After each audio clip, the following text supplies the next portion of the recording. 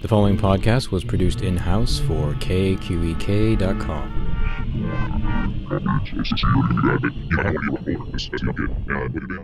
That's just the kind of film I like.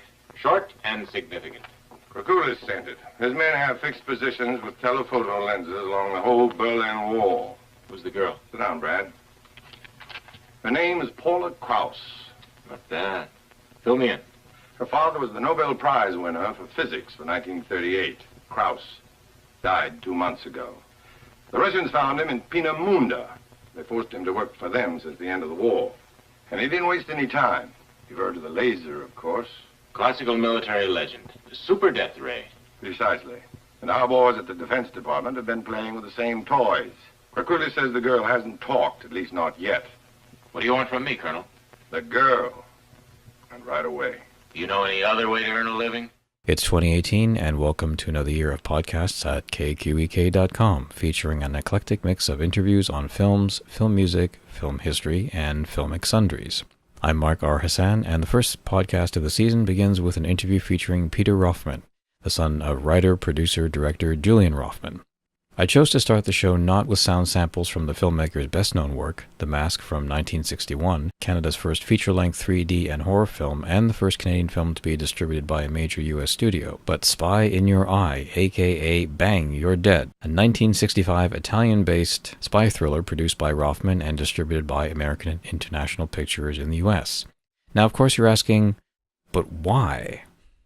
Because Roffman lived an incredible life that preceded his 3D shocker. And although Jason Pachansky's short documentary Julian Roffman, the man behind the mask, gave an excellent overview of his life as a US-based newsreel filmmaker invited by John Grierson to join the newly founded National Film Board of Canada, a World War II correspondent, a film producer, a TV director, co-founder of Canada's first videotape commercial production house, and blacklisted filmmaker, there exists a treasure trove of material which further contextualizes one of Canada's key film pioneers.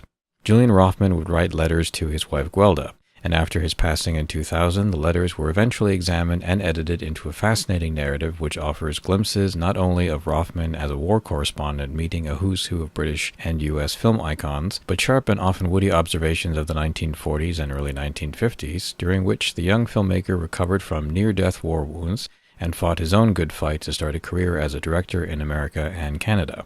Next week I'll have a review of Dear Guelda, the death and life of pioneering Canadian filmmaker Julian Roffman, the Amazon-available ebook which Peter Roffman has edited into a neat and compelling narrative, plus related film reviews to some of the works mentioned and also heard in short, somewhat tongue-in-cheek audio excerpts. But let's get back to the question of why Spy in Your Eye? As you'll learn from our lengthy conversation, Julian Roffman made a variety of films, short and long, plus TV shows during a career that spanned many genres. But there are recurring bumps into suspense, mystery, horror, and thrillers. And The Mask is just one of several works in his extensive filmography that runs deeper than his official CV. His period of being blacklisted extended from 1954 to 1969. Shockingly long, since the expectation is that once blacklisted writer Dalton Trumbo received full screen credit for Spartacus in 1960, the wretched era of not hiring artists because of supposedly left leanings and affiliations was over. Not so, and Peter Roffman presents a fascinating portrait of his father, a resourceful man determined to keep working, support his family, and keep reaching for what every director wants: a stable career, something quite rare for Canadians wanting to fuse the hallowed documentary format with traditional commercial genres during the 1950s. Back in 2016, I produced a prior podcast that features intros to the screenings that preceded The Mask at the TIFF Bell Lightbox. The first in 2012 was a rare screening of the actual film print, and the second in 2015 was to launch the film's restoration and availability on DVD on Blu-ray via Kino. You can hear that podcast with excerpts from the film via KQEK.com's iTunes, Google Play, and Libsyn channels, but I strongly suggest going for the YouTube edition, which features trippy animated images that support the words. Now, you don't have to do this, but the enhanced material supports the recorded intros on The Mask's unique position in Canadian 3D and horror film. I'll have some closing thoughts and details of specific related reviews at the end of this podcast, but let's start with an audio excerpt from Julian Roffman's directorial debut, And So They Live, which he co-directed with Dutch filmmaker and photographer John Furno in 1940. The short doc focuses on impoverished families living in rural Kentucky and illustrates Roffman's early years as he followed the tradition of British documentarians and idol John Grierson.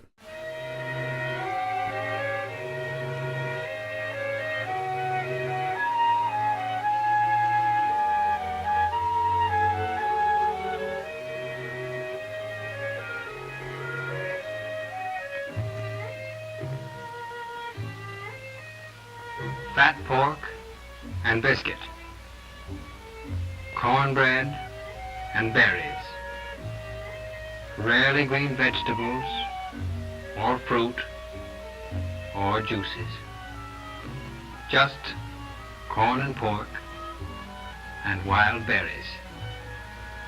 A diet which saps the children of their energy and vitality, which rots their teeth and weakens their bones.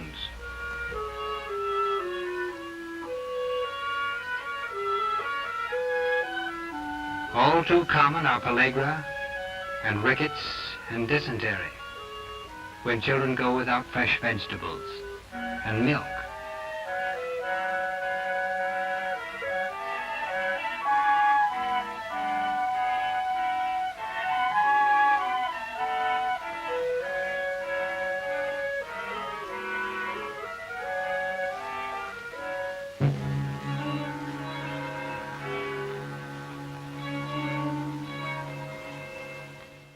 What motivated you to begin this lengthy task of assembling the book? Because from what I understand, it's based on the correspondences between your father and your mother.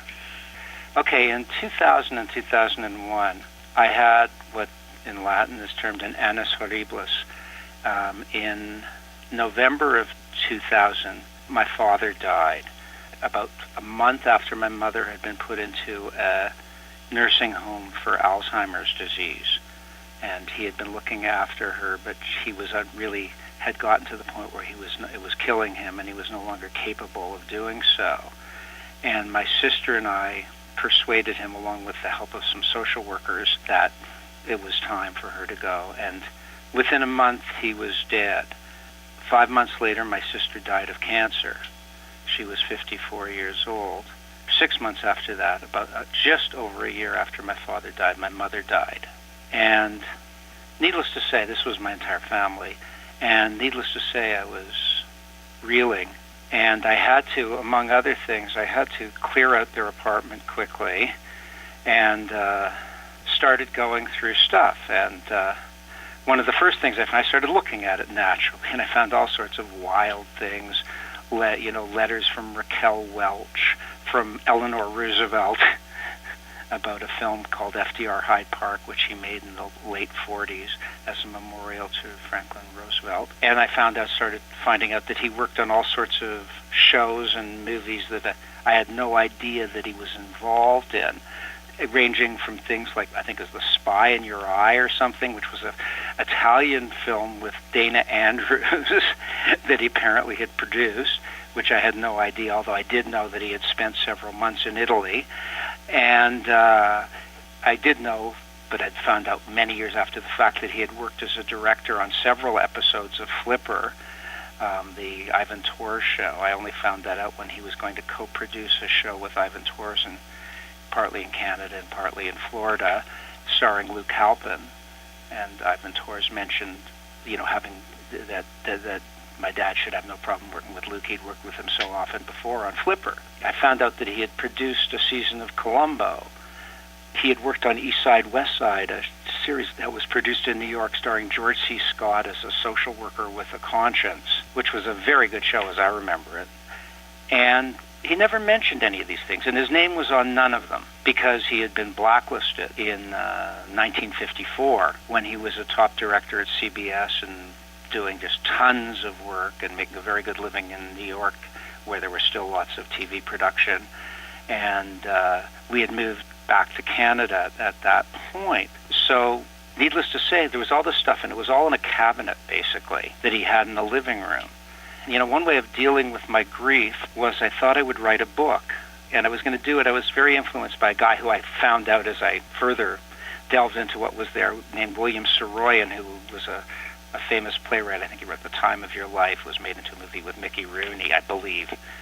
and various other famous things, everything from songs to novels to stories. And Saroyan had written a book where he went through the obituaries in Variety and commented on what he knew about the people who died. And I thought I would do something with a similar idea called a life in 3 drawers. But life was really hard at that point. It was like one death after another.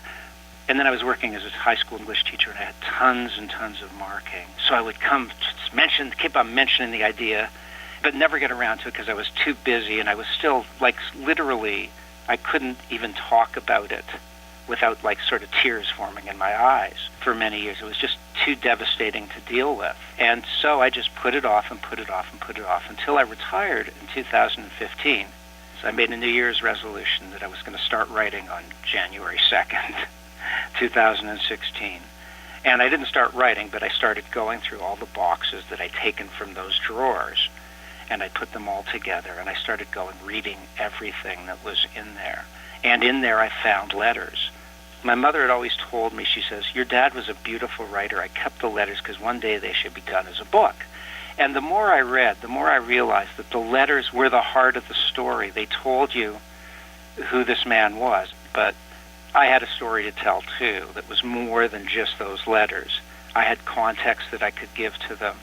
And there's also the story of his family and his career, an overview of it that I could provide, because those letters were filled with hopes and dreams and ambition and a lot of things that never were really fulfilled for him. That's how the book came about.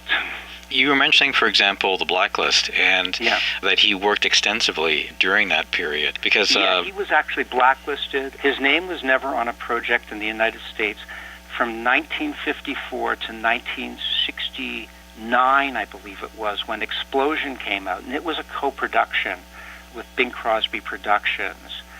And his name was on it, and that was so it was an American-Canadian co-production, financed in part by my dad's partner, Nat Taylor, in Canada, and financed the rest of it by Bing Crosby Productions. Mm-hmm. And his name was put on that as producer, and that was the very first film that his name was put on, or TV show. Where do they all come from? University students. Draft dodgers. Draft dodger.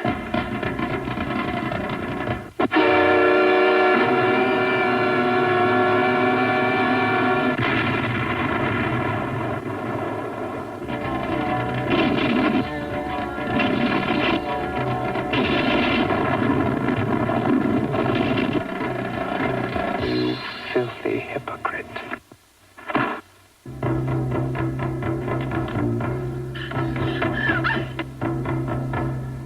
I can kill you! Bang! Bang! Bang! Bang! 2, 3, 4. What are you doing in my life? But if you play your cards right, they fall for it every time.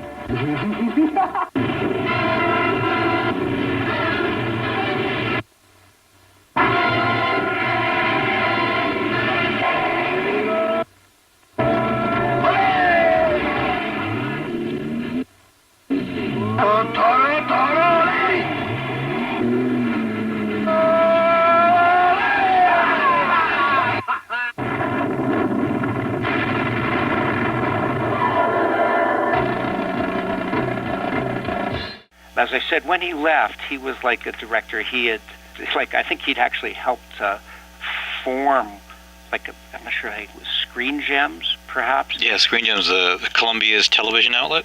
Yeah, he had directed Your Hit Parade, which starred a Canadian Gazelle McKenzie, singer, and others. And he had been the main director on that. And he'd worked on this, that, so many different television shows, documentaries, etc., that he had been a top director.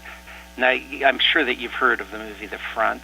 Zero Mostel is the blacklisted screenwriter, and Woody Allen plays his front, where he pays the guy a certain amount of money to put his name on projects. Now, I don't know how my dad managed to direct stuff and do it, except I know that he told me that Ivan Tors, there was a guy named Andrew Marton, who was the other chief director of the series. Yeah, he was a great director. Yeah, and well, my dad used, Andrew Marton would let my dad use his name for some of the shows. I couldn't tell you which shows he directed, right?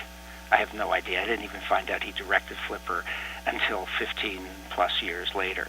Yeah, I read Andrew Martin's, it might have been part of the Directors Guild of America Oral Histories, where they did an extensive series of interviews with select directors. Yeah. And his career was also similarly fascinating, drifting around the world, doing all kinds of unusual productions. But working the tours, he would work all over the world. Yeah, it's just what surprises me, I guess, in hearing so much of the names that you're dropping is that your father worked in so many amazing TV shows, and I guess it's a challenge to try and figure out which ones he actually did direct, and then... No idea. It will never be known. I can only say, state unequivocally that 100% that he directed several episodes of Flipper, because that came from Ivan Tors. I was going to be an assistant editor on the series, and I had been working for a number of years as an assistant editor, and it was called the Dolphin Chronicles, and they had got Luke Halpin again, and believe it or not, Helen Hunt, who was 19 years old at the time. It was going to be her first big break, was going to be the co-star in it, and like Ivan said, they were talking about Luke Halpin, and he said to my father that there would be no issue whatsoever with Luke, that they'd worked together and always gotten along well. And that was how it came to me that my father had directed several episodes of Flipper. Ivan expounded a little bit because I was stunned. My father never told anybody anything. Think you're pretty good, don't you? Think you're ready for the major leagues, huh? Yeah. Well, let's see you get this one.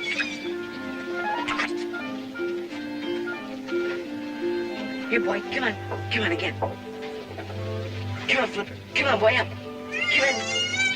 Come on, Flipper. Here, boy, come on. Jump, Flipper. Jump. All you crackers down here get your kicks by talking to fish? Flipper's our pet. And besides, when you talk to him, he answers back. Come on, boy. If you can do it, it can't be too hard. Shout time. Come and get it, Flubberhead.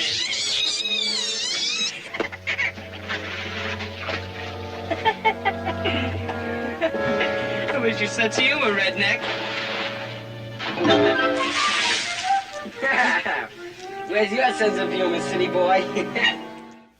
Well, I think like the Mask, for example, it's kind of, to me, it's indicative of his resourcefulness, because I think from what I remember from the documentary that there were some production issues and he essentially tackled them all himself and directed... With the help of a guy named James Gordon, who won an Oscar for special effects for It's a Mad, Mad, Mad World. My dad had a lot of problems with the special effects.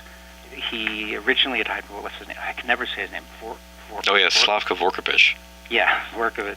And he didn't like his work at all. He felt that it was lost. Like what a talent that the guy had obviously had was no longer there. He was pretty old by that time. Vorkovich had been around since the 20s. I just saw experimental stuff on TCM Sunday night that he made like in 26, 27, right? So by this time, this is 35 plus years later. And he'd been around quite a while. My dad was not happy. He then hired a guy named Len Lai, who was a experimental filmmaker from New Zealand, an artist, well-known artist, actually. And Len Lai did, like, I have a book of original paintings that Len Lai did of all the scenes, scene by scene, for it. And again, while he loved the paintings, he didn't think that Lai's work was very practical, I believe, if I'm not mistaken. And finally, he went to work with Jimmy Gordon, who had a long history working in Hollywood, and Jimmy Gordon's partner, whose name I can't remember. And it was Jimmy Gordon who helped him a lot with it. And they worked together for a long time in California too.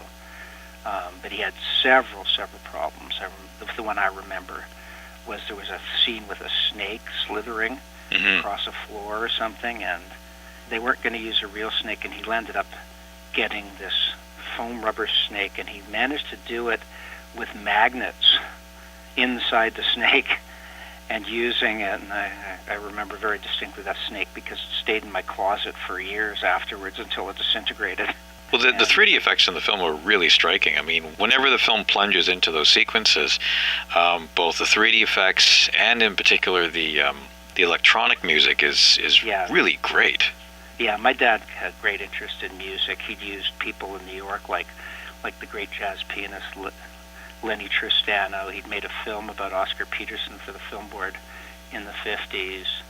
He knew and had worked with a lot of people. He worked with Lee Hayes from the Weavers as well. I think he may have also worked with Leadbelly, if I'm not mistaken. He certainly knew him, I believe.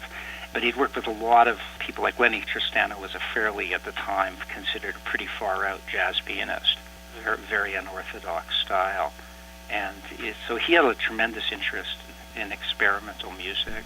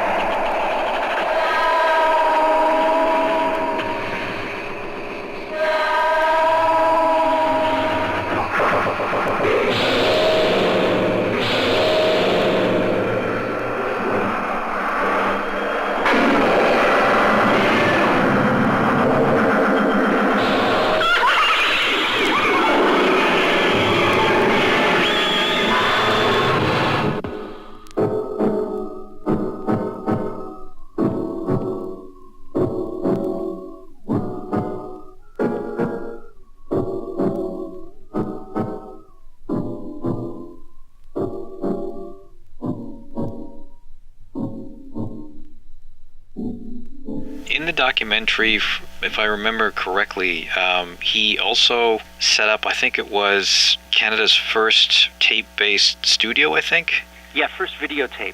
They had the studio in Meridian, which is Meridian Studio on Woodbine, on the corner of Woodbine and Mortimer. And it was originally an old movie theater, which he converted into a film studio, him and Ralph Foster. And they were very successful. And they started doing a lot of commercials. When they were doing the commercials, they were actually downtown in an office building on Bay Street with a small studio inside, like on the 5th floor of the office building or something. And like where they'd broken down a couple of walls. And they got like to the point, I think, where they had like 90% of the TV commercials in Toronto were shot by them. They were like just doing a ton of work, and at some point somebody approached them with video, with the idea of a videotape, and that this was the thing that was coming into style in the States, and they invested whole hog, and they bought the building next to Meridian, which is right on the corner, just north. There's now I think a car mechanics in that, a large car mechanic with several bays or something there now, and they bought the building beside it, and they installed like literally a whole floor of videotape machines, because it was like back then everything was humongous, right? And they got like virtually within a couple of years, like they virtually had everybody in Canada was using them because there were no other videotape facilities. One of the things that stands out from your father's career, and it certainly comes through in the documentary, is that he was constantly trying to assert a local or indigenous Canadian industry. I get the impression that extended in film and television and in commercial, and the fact that he consistently tried to do that in spite of all these things that were constantly smacking down other filmmakers and producers, because the distribution aspects in Canada were terrible with all the American control, and then the Canadian government pretty much selling out the industry with the Canadian cooperation. I think it was Canadian Cooperative Agreement, I think it was called. There were all these sort of key incidents that really hobbled Canadians' ability to set up their own distribution network. And it's just amazing when you hear about someone that not only tried, but actually set up this facility and set up that facility and brought in this new technology. And it's pretty amazing. Well, if you read Dear Guelda, it goes far for several years. Now, strangely enough, my dad was a man of great contradictions. He hated living in Canada. And when he was here, he felt he was in exile. But when he was in the United States, he kept on coming back to Canada and dreamed of coming back. You know what I mean? So like a very contradictory guy, like constantly. As early as 1940, when America didn't enter the war, my dad felt was very strongly anti-Nazi, and he had fallen under the spell. He was like greatly influenced by John Grierson, who was a British, or actually Scottish producer. He directed one film, I forget what it was called. It was set in the North Sea, and then he became a producer, and he created sort of all the great British documentaries came out of Grierson's production arm, and things like Night Mail and stuff like that. With a script by W.H. Auden. And Grierson came to Canada in, I believe, 39, maybe late 38, 39, I believe. And he became the first commissioner of the National Film Board. And he coined the term documentary. My dad was tremendously influenced by him. And as early as 1939, when the Film Board had only hired a couple of people, I think like maybe Stuart Legg, a couple of guys, who had been hired, Grierson actually wrote to my father asking him to join the National Film Board. The problem was at that point my father was making a lot of money working in New York. He was working for March of Time. He had his own little production company, was doing some documentaries for Consumers Union called Getting Your Money's Worth, a series of films, like sort of consumer reports on film, dating back to the mid-30s to through 37 or 38. And he was like working a lot. And he was making a lot of money, even though it was a depression. And he was very young. He was like 23, 24 years old.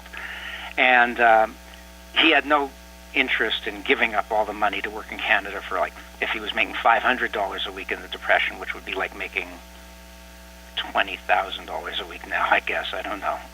But when the war broke out, Grierson approached him again, I believe, and then he wanted to join terribly, and he wanted to become involved in the fight against Nazism. I'm not sure exactly when he joined the Film Board. I think he may have worked done a little freelance and gone back to New York, done a little bit here and a little bit there, but he joined full-time at the beginning of 1942, which is where the bulk of the letters start, that comprise probably about 50 to 60% of Dear Guelda is his letters, and about the rest is me talking about the letters, about our lives, his life more, and my mother's life, and to a certain extent my own and my sister's, and how they were affected by his career. So he ended up going to Europe in 1944. He was as a film war correspondent. To do so, he had to join the Navy, because only so he became a captain in the Navy along with a guy named Nick Reed, who was actually an American from Alabama. And they went over, and the first thing they did, as soon as they got over, they crossed the English Channel with the troops going on D-Day. But they left they were the second wave. They weren't the very first wave. The first wave got slaughtered on Normandy, on the beaches, Omaha Beach or whatever it was. I don't know how much filming they did. They couldn't go to Europe without proper credentials, but they were on the boats filming. At any rate, then they went back to England, and they stayed in England for a few months, where they led this sort of rather incredible existence. Like the first night they were in London, they went to this club called the Free French Club or something, and he met William Saroyan, Mark Blitzstein, who did the Cradle, who was the composer who did The Cradle Will Rock, which was the very famous Orson Welles stage production. He met George Stevens, people like that, the director, and all sorts of people, so similar names. And then he was traveling to film studios and meeting Sir Carol Reed and Vivian Leigh and James Mason, and just like having this incredible, wild experience. And then I think it's at the end of August, I believe, 1944, they finally got their credentials to go to Europe. And Nick ended up following the Italian, the foray through Italy, north, and my dad went to Brussels, which had just been liberated.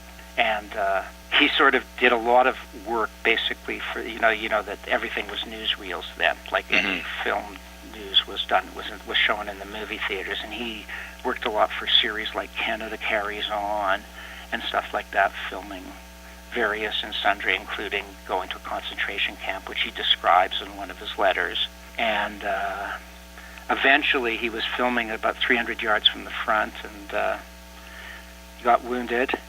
He lasted with the film board anyways. He was in critical condition, nearly died, and came back to New York, but then he was back in Canada again, working into two films called Toronto Symphony 1 and Toronto Symphony 2 for Grierson. Grierson, in the meanwhile, quits the film board, comes to New York, and my dad, who did not get along that well with Grierson, in reality, even though Grierson was his idol, he found Grierson very political and manipulative when he actually worked for him, which comes out in his letters, never came out in this conversation. He only talked glowingly of Grierson. He went to work for Grierson in the United States. Meanwhile, as troubles got worse and worse and worse in the United States, as more and more people got blacklisted, friends of his who were actors couldn't find work, friends of his who were screenwriters were getting blacklisted, directors were getting blacklisted. My father started thinking about Canada again. Ralph Foster had been in and out of the business. He had worked at the United Nations, and my dad had worked with him there. He'd worked with him in the film board. Again, not a perfect relationship, oftentimes contentious, and that continued throughout their association. Foster worked on The Bloody Brood, as I think was the associate producer on Bloody Brood, but he did not work on The Mask. And by that time, Meridian had become Taylor Roffman Productions.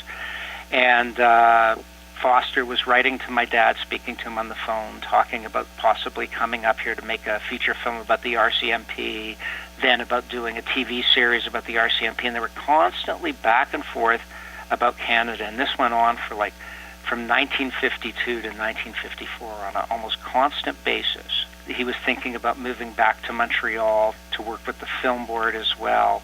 There's letter after letter after letter talking about it.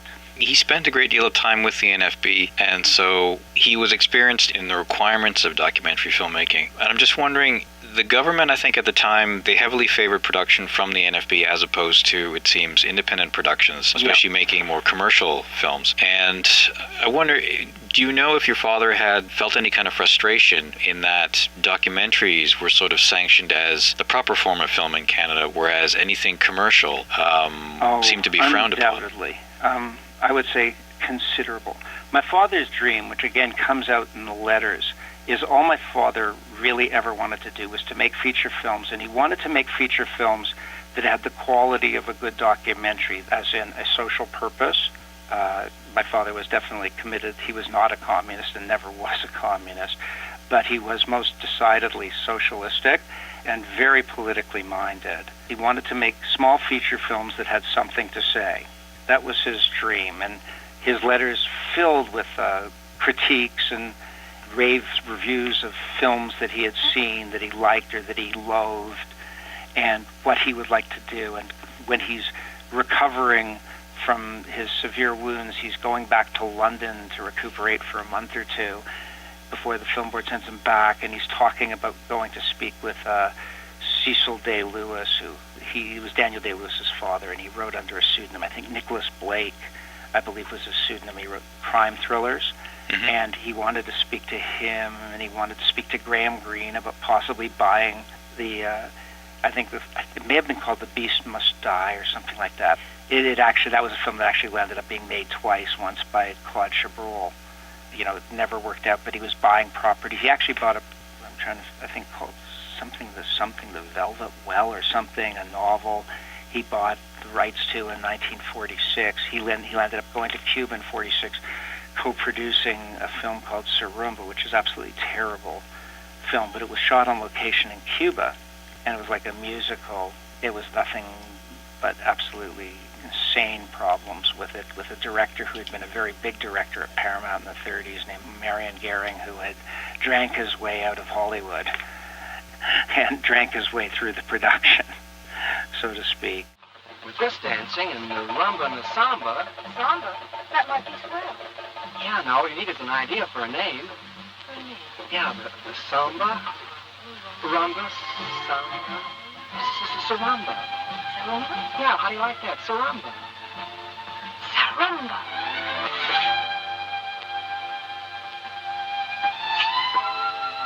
Sure, found here, the police will pick you up. Well, that's a chance I'll have to take. Hey, you're going to look swell in this routine, Dita.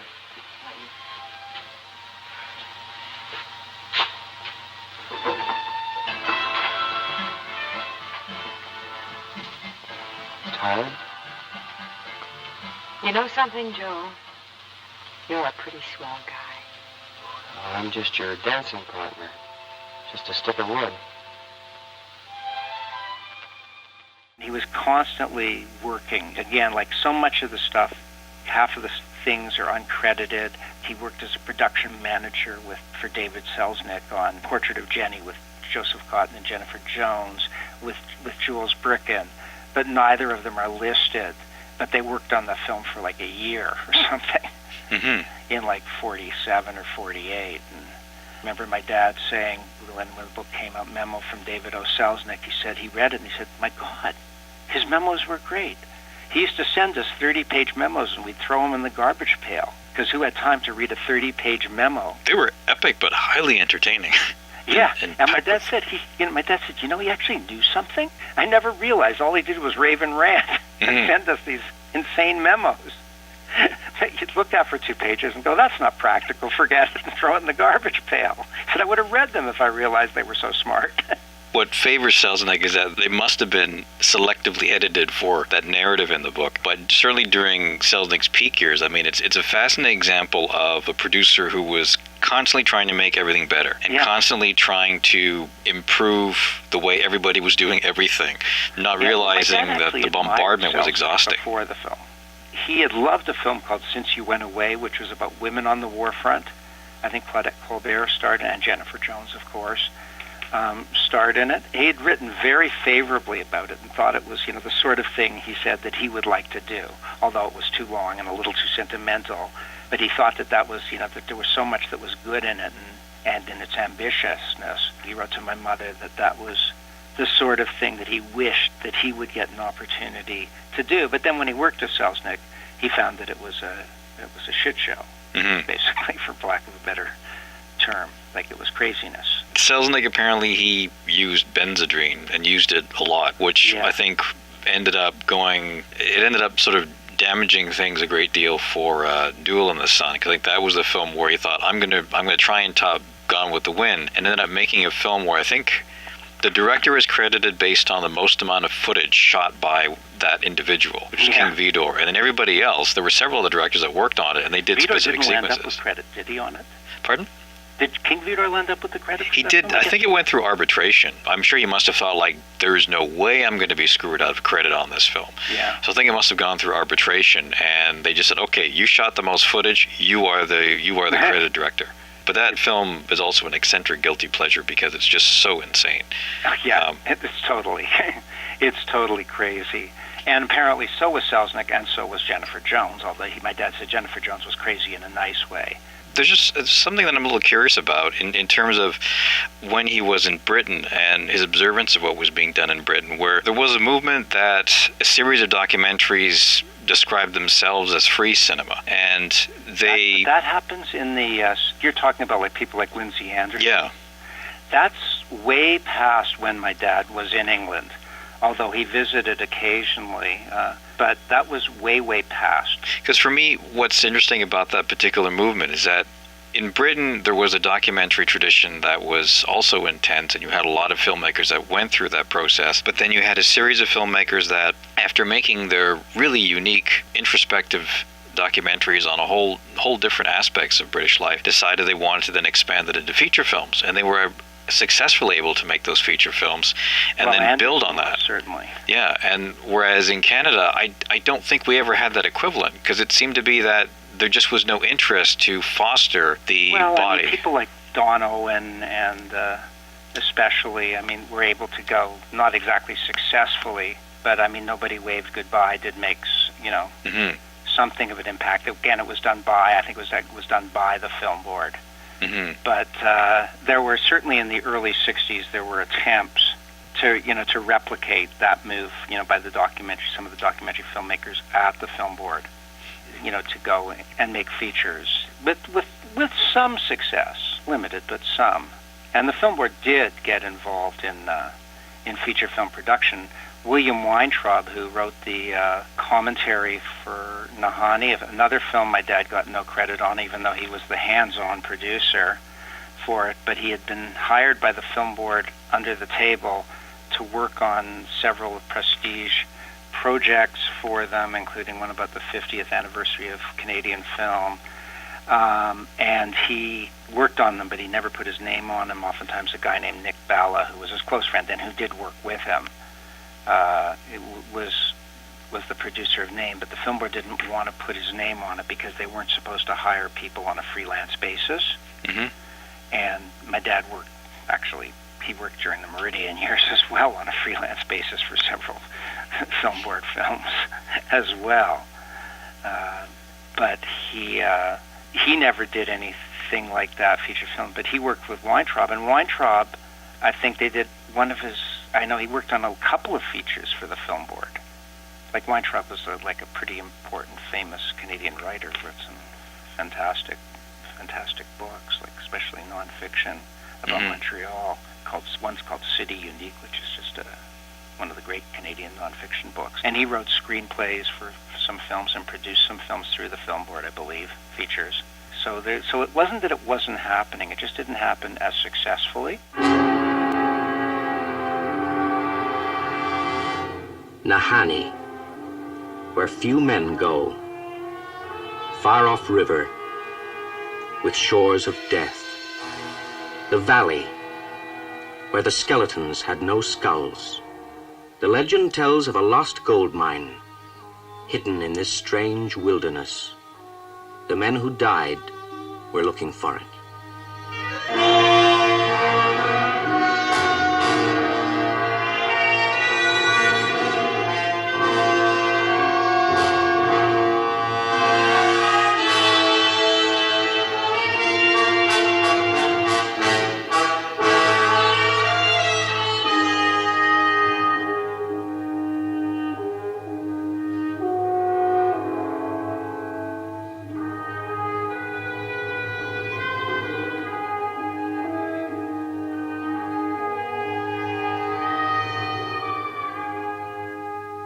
Did he work in live television? Yes, absolutely. Did he ever share any thoughts or memories about working in live TV? Just about Your Hit Parade, which was a show literally where they came on and the stars of the show mainly sang the popular songs of the day. Gazelle McKenzie was a Canadian singer. Dorothy Collins, I believe, was the American star. He tended to work more on stuff that was shot on film and edited when he worked on American TV shows. The letters constantly refer to problems with production, the rush of working for the network type problems.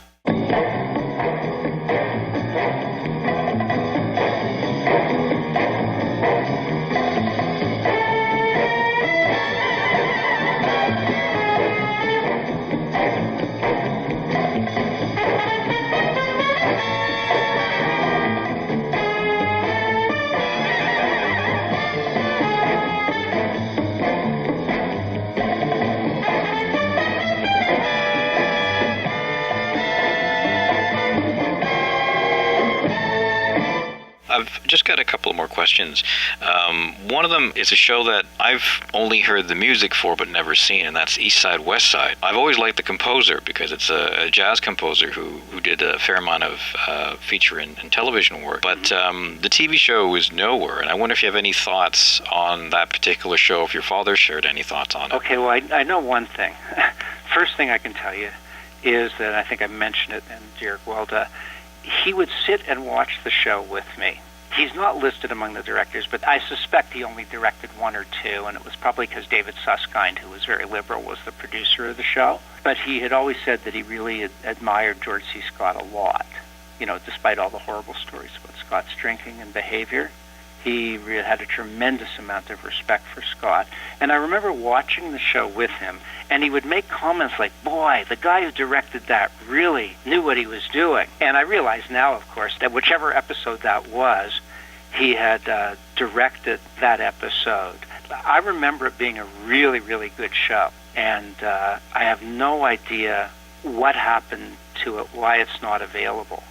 I guess maybe it managed to sort of come out in syndication. There's a show, I think, from the early 60s called Stony Brook, and I remember Channel 3 in Barrie, they were airing it in the summertime, and I was shocked to find out that it only lasted a season, but the fact that there were 16mm prints that were sent to TV stations, which they could air after hours, was surprising. So I'd always hoped East Side, West Side might get the same treatment. I wish it would. I mean, first of all, it's a major actor. I mean, he had just made The Hustler, right, shortly before that. Now, that was a show that had a documentary feel to it. You know, there was a real New York atmosphere to it. It wasn't a studio-bound show at all, as I remember it. I'm probably half wrong, you know, because it's a long time, obviously, since I've seen it. But I saw it, as I remember, we would watch many of the episodes. My father generally didn't like TV shows. That was one of the few shows that he really liked. Mm-hmm. And as I said, I had no idea until later that he had, until after he was dead, that he listed it in his credits. For the DVD, they included the I guess you would call it like the little 3D vignettes that preceded and... Oh, the Jim Moran thing. I've known for a long time about the Jim Moran intro. I actually have the script for it somewhere, but I have no idea about the filming. And I remember my dad mentioning Jim Moran, whom I think he quite liked. He thought was really a sharp, funny guy. But I don't know how. I have no idea how they filmed. I mean, the guy who knows the most about the mask, whom I know, is Jason Pachonsky. Jason has done a tremendous amount of research. Now, you know that Jason is now restoring The Bloody Brood? Yeah, I think there's now an effort to restore the film, because as far as I know, there's a copy on YouTube which looks horrible, and then there's a Something Weird DVD going back several years. Yeah, and that's which is illegal. Something Weird. I remember more than once that they're having to withdraw it from the market because they didn't own it. Everything is bootleg, right? But Jason is working on it now. I got the British Film Institute and the Canadian Archives to release prints to him that were better. There's like some flaws with the Canadian one, and then there's some cuts in the British one, but he's trying to work with the two to put it together. You know, he's working on it now, and hopefully it'll come out in the near future. Yeah, that'd be great if it comes out, especially on a Blu-ray edition.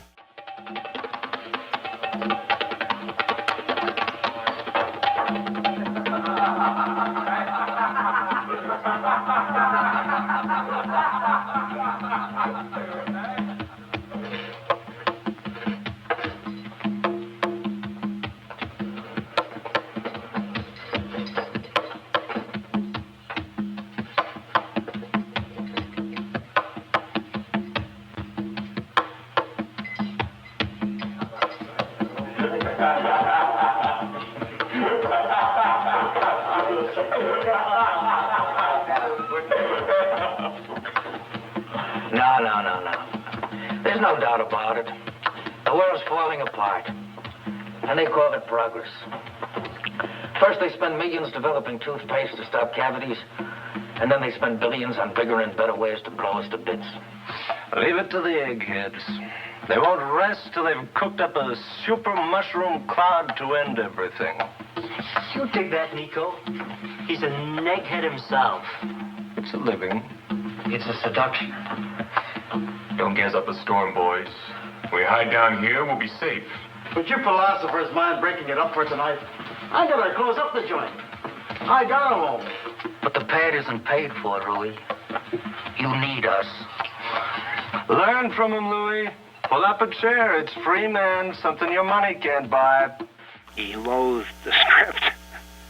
It was really rushed. He didn't have the time to prepare that he felt was necessary. My dad was very much like, do research, to get everything ready, and it was a deal that came together really quickly.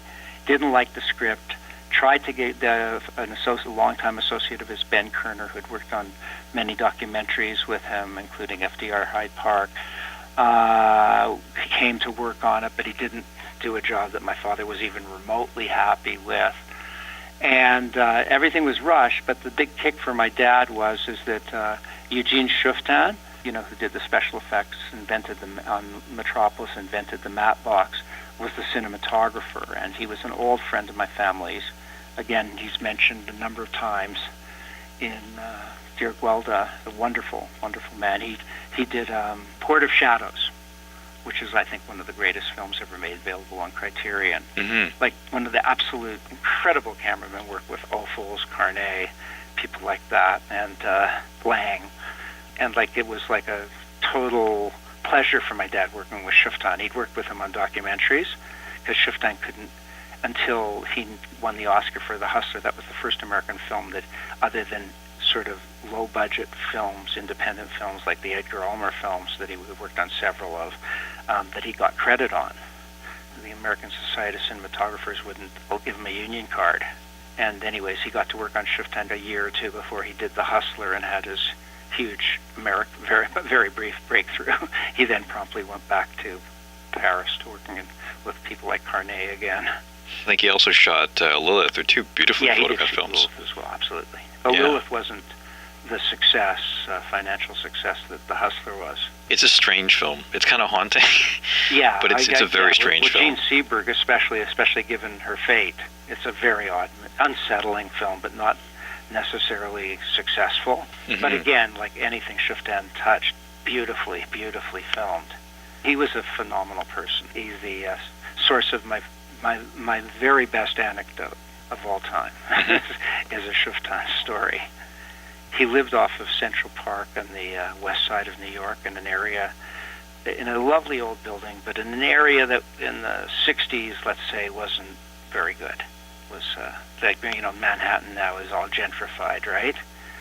And quote unquote safe, but in the 60s was anything but. And Shuftan had been in Paris in the 20s and in 1910 as a student or whatever, and he studied art and things like that. And we went to visit him in New York at his apartment, and he said, I have a great collection of art. And I said, to him, we wanted to show it to me. I said, well, I was looking on the walls. It's amazing. He goes, no, I'm not talking about that. I have a great collection of art. It's hidden. I'm afraid to put it out in the walls. It's too great to put out on the walls. I don't want anything to happen if a thief comes in. I don't want him to know about it. So he had one of these old European armoires in his bedroom. The huge drawers that an adult could practically sleep in. They're so big, the huge drawers. And he goes through and he's got like one painting in each of 3 levels of drawers, I believe. And in one drawer, he goes, this one I bought when I was a student in Paris, and he was selling them on the streets. The artist was selling them on the streets. So, of course, it's an original Picasso. He says, I paid $50 for it. It was ridiculously expensive at the time. He goes, the next one's even better. He goes to the next drawer, and he pulls it out, and it's an original Toulouse-Lautrec painting. And then he goes, I go, oh my God, that's incredible. I'm pretty impressed by this point. He goes, I've got one that's even better than that, though. And he pulls out the last drawer, and the man owned one of the, how many paintings did Van Gogh do? Oh, God. 30-something, 40 paintings? Something with a ridiculously small number. He had an original Van Gogh. That's amazing. In his drawer, in his chest of drawers. Well, I guess if the drawers are big enough, they were safe there, but I understand the fear because... Well, now people who own them privately keep them in vaults. Yeah, because it's just terrifying that someone could simply take it and walk away with it. And if you keep it, I guess, in the most nondescript, banal location possible, you'd never think that there'd be something valuable in there. You just don't expect to go to see an original Van Gogh or Toulouse-Lautrec or Picasso in somebody's chest of drawers. I guess my last question is just about the availability of the book. Okay. So it's available from Amazon.ca and .com? Yes, both. It's available in any country that Amazon is on. It's available, and all you have to do is, download a Kindle app, and you can get it. I think that, you get a very different portrait of the man who made the mask, and so on and so forth. The life of an independent filmmaker. The struggles of trying not just to make a living, but also to try and do something of lasting value, something which he was a source of great frustration, because for him, he never really made a feature film that he was proud of. The only film that he ever made that he was proud of was the special effects of The Mask. But there was nothing else he ever did in feature films that he thought very much of, except for individual sequences. As I say, he hated the script and the story, and he hated couldn't stand the performance, couldn't get a performance out of the lead actress in The Bloody Brood. He liked working with Peter Falk very much. But, there was, like I said, there's just like individual things, like never a full film that he was proud of, that he made as a feature. There was documentaries he was very proud of, occasional television shows he was very proud of. But he was, the frustrations of trying, and in many cases he came so close to making films that meant a lot to him on a personal level, and they always fell through at the last second. Like he was going to do Letting Go, which was a Philip Roth novel. Harvey Hart, Canadian director, was going to direct, and Mark Richmond was going to star in it. And they had worked on it. Mark and Harvey had worked on the script for 2 years, and they managed to get a producer for it. It was AIP.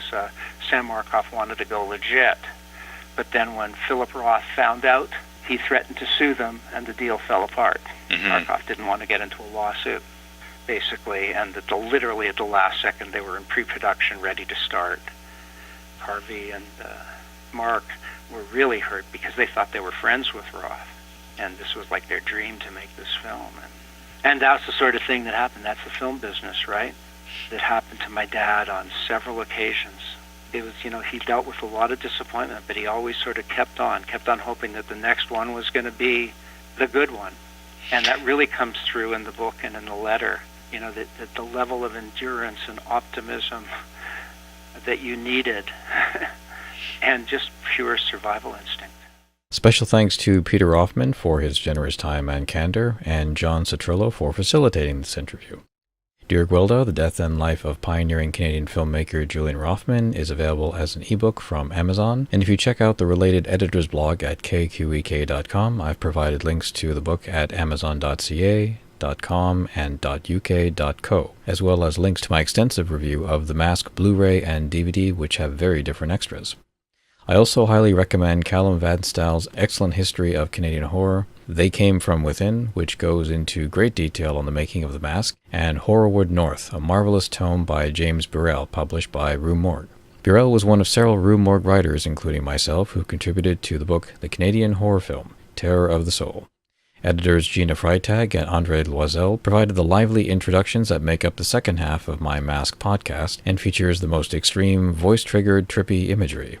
Also recommended is Paul Coripi's outstanding database, Conexploitation.com, which features tallies and reviews of many movies you'll want to track down because they're either outstanding works of art or outstanding wedges of cultural tax shelter fromage. Next week's follow-up set of reviews will cover The Bloody Brood, Sarumba, and Spy in Your Eye, whose opening scene and title music by Riz Ortolani will close out the podcast. I would love to cover Explosion, but like many Canadian films, it is available nowhere. An issue I've bitched about and will continue to do so as many films languish in obscurity and we often have to settle for bootlegs, TV or VHS rips, and horrible YouTube versions taken from truly awful sources. If you search out East Side, West Side, the 1963 single-season show starring George C. Scott, there's just awful TV rips from the Trio station that someone likely taped an EP. It's a series screaming for proper DVD release given its pedigree, cast of amazing character actors, and a sharp score by Kenyon Hopkins, a jazz-rooted composer better known for scoring Elia Kazan's Baby Doll and Wild River, and The Hustler, the latter shot by Bloody Brood and humble art collector Eugene Shufton. In a perfect world, East Side, West Side will not only enjoy a DVD release, but Hopkins' music will get a CD release, if not perhaps the re-recorded themes that made up the sleek soundtrack LP released by Columbia in very vivid stereo, one of my favorite 60s urban jazz albums. Among the excerpted film audio in this podcast, And So They Live was mastered in HD by the National Film Preservation Foundation from the collections of the Library of Congress, and the film is available online for free streaming and free downloading via archive.org. The National Film Board's Nahani is also available for free streaming from nfb.ca and can be purchased as an HD download and on DVD. Seasons 1 and 2 of Ivan Tor's 1964 TV series Flipper is available on DVD from MGM, who also owns the North American rights to the American International Catalog. Neither Spy in Your Eye nor Explosion, otherwise known as The Blast, aren't yet available on disc, but AIP's catalog has been selectively mined by Twilight Time, Kino, Scream Factory, and Arrow Video. So anything's possible, right? As for Sarumba, it's floating around the internet, likely from a TV airing or public domain collection of very forgotten musicals. And lastly, I must blatantly plug Cult Epic's Comprehensive Guide to Cult Cinema, which reprints some of my original and expanded reviews of the label's many DVD releases. The Indiegogo campaign has ended, but the luxuriously illustrated hardcover can be pre-ordered via Amazon prior to its February 6th street date. Prior editions of KQEK.com's podcast are available on the same iTunes, Google Play, Libsyn, and YouTube channels. Lastly, the editing and mixing services used to create this podcast are also available for hire. For further info, please visit mondomark.com or email audioservices@mondomark.com. This podcast is copyrighted 2018 by Mark R. Hassan. Someone's crazy. This is the third body in a month with an eyeball removed.